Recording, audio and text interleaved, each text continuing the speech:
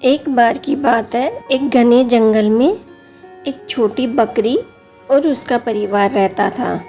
बकरी बहुत समझदार थी। वो अपनी सूझबूझ से पूरे जंगल में जानी जाती थी।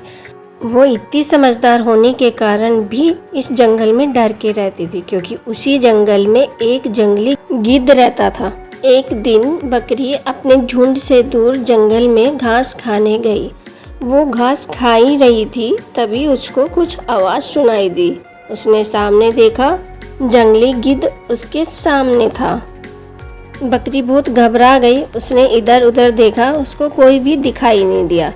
तो उसने सोचा कि आज मैं फंस गई हूँ, अब मुझे समझदारी से काम लेना होगा।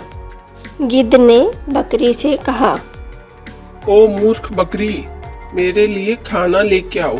मैं इस जंगल का राजा हूँ, वरना मैं तुम्हारी आंखें नोच के खा जाऊंगा।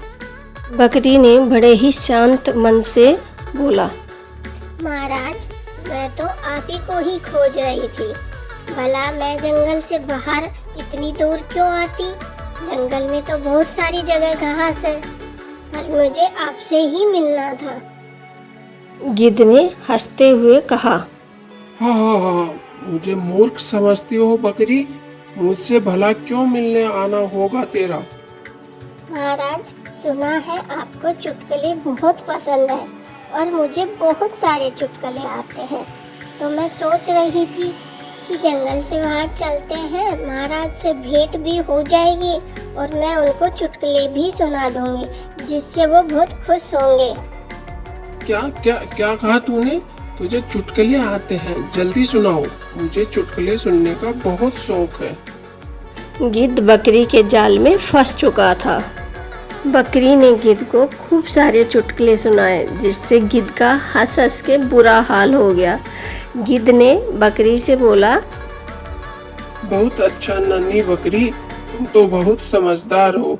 कल मेरे पास वापस इसी जगह आना और मुझे चुटकुले सुनाना। मैं तेरे से बहुत खुश हुआ। अब तुम जाओ। जैसी आपकी आज्ञा महाराज। और बकरी हंसते हुए अपने घर लौट गई। दोस्तों, मुसीबत में हमेशा धैर्य से काम लेना चाहिए।